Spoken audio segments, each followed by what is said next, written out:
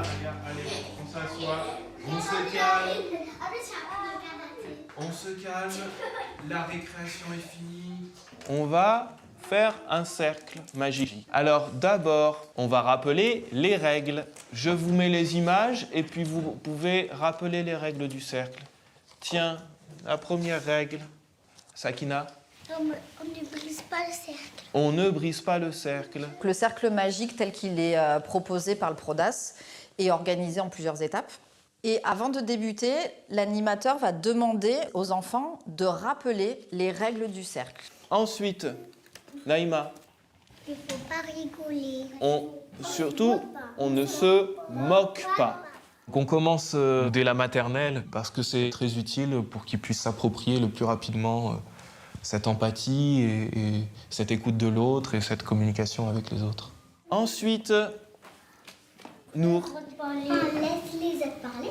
On ne coupe pas la parole, mais c'est ça. Ensuite, Caïs. Il faut écouter. On écoute les autres, très important. Toutes ces règles, en fait, elles sont le garant de la bienveillance.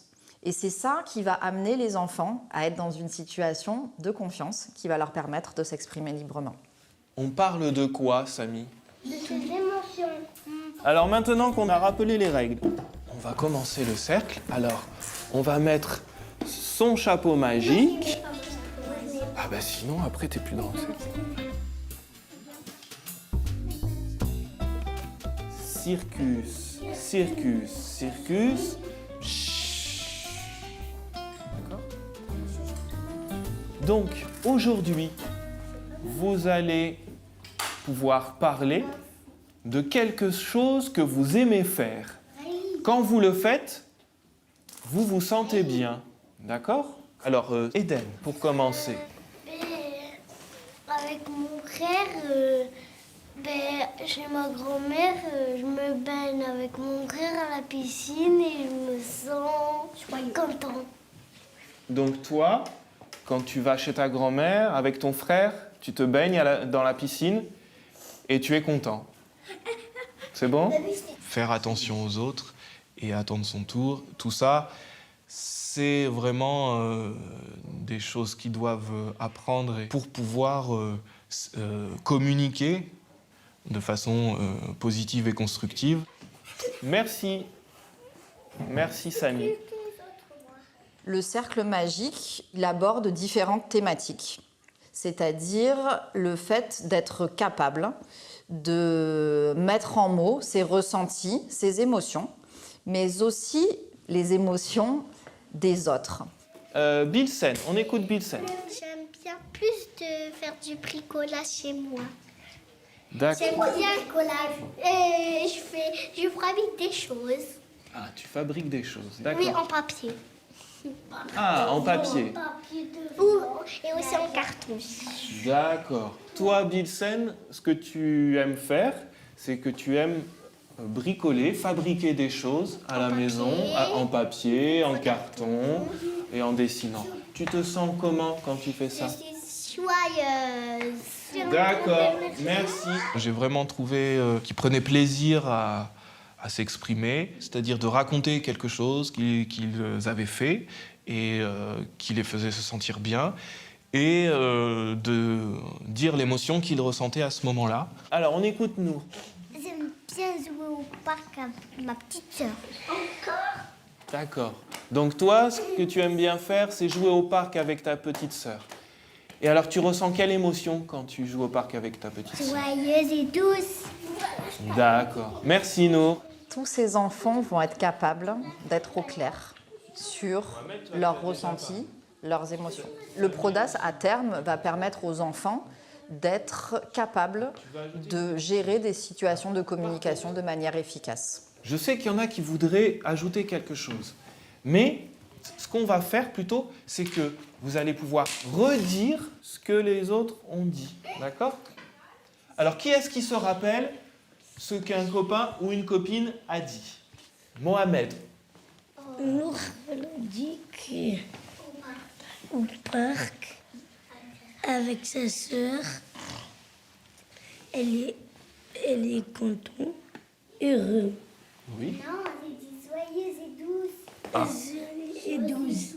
C'est vrai, plus précisément. Ça ressemble, mais plus précisément. D'accord. Et parce qu'elle fait quoi au parc? Tu te rappelles? Elle joue Elle joue avec sa sœur. D'accord. Avec ma trottinette. avec cette Ta trottinette. trottinette. D'accord. Ça va? Ok. Merci. Alors tu peux dire merci à Mohamed. Quand quelqu'un redit ce que vous avez dit, vous pouvez lui dire merci. Ce qui est très intéressant, c'est que les enfants se remercient. On remercie le fait d'avoir été écouté, le fait d'avoir été respecté dans son propos. Et moi, je trouve que c'est un moment vraiment magique. Eden. Caïs, il a dit avec son grand frère au foot, il joue avec son grand frère, il est joyeux. Et tout. Et non que joyeux. C'est ça? Ah, ensuite, Alia.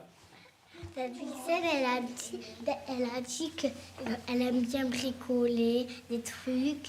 Elle fait des Nintendo Switch en carton et aussi elle fait des trucs en papier. Aussi en carton. Et aussi en carton. On fabrique des Nintendo Switch en carton. D'accord. Et, Avec du plastique dessus de la et elle ressent quoi quand elle fait ça? joyeuse. Elle est joyeuse. Je dis Ok. Elle a bien dit ce que tu avais dit? oui. Merci. Alors, merci. C'est vrai que les enfants ont tendance, en tout cas au début, tous à utiliser un petit peu les mêmes termes.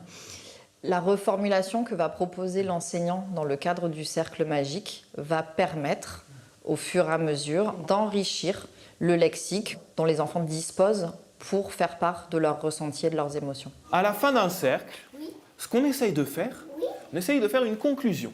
On essaye de dire, en fait, à la fin, si dans tout ce qu'on a dit, dans tout ce que vous avez dit, est-ce qu'il y a des choses qui se ressemblent?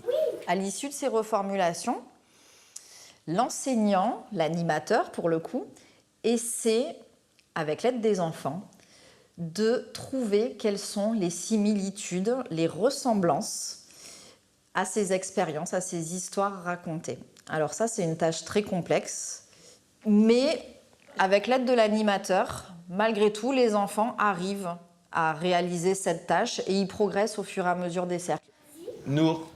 Parce que Mohamed, il a dit que il joue au foot et Caïs aussi.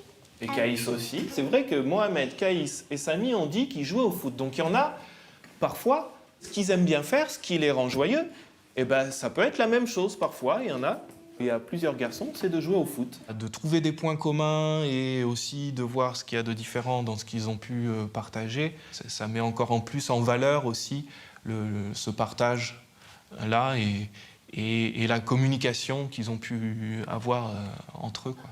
Est-ce qu'il y a d'autres choses qui se ressemblent, Eden? Il y a aussi Zahir, il a dit avec Ayani. Oui. Qu'il faisait quoi? Je ne me rappelle plus. Il fabriquait une boîte en carton. Il n'y en a pas d'autres qui ont dit qu'ils fabriquaient des choses? Avec Alia et moi, comme j'ai fait du bricolage. Oui. Ah ben elle a fabriqué une voiture. Donc ça veut dire qu'elle a fait du bricolage elle aussi. Et oui. Et Ayani et Zahir? Oui, une petite boîte en carton. Eh oui.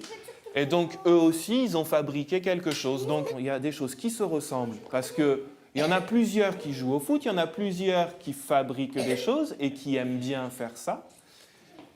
Et puis, il y en a plusieurs aussi qui jouent en général. Il y a une chose en commun aussi, c'est que presque tous vous avez dit que vous étiez soit joyeux, soit content quand vous faisiez ces choses-là.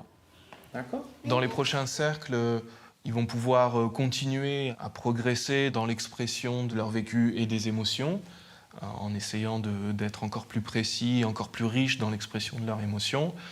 Et donc, c'est vrai que c'est vraiment un apprentissage de l'échange et de la communication qui est très intéressant et très productif.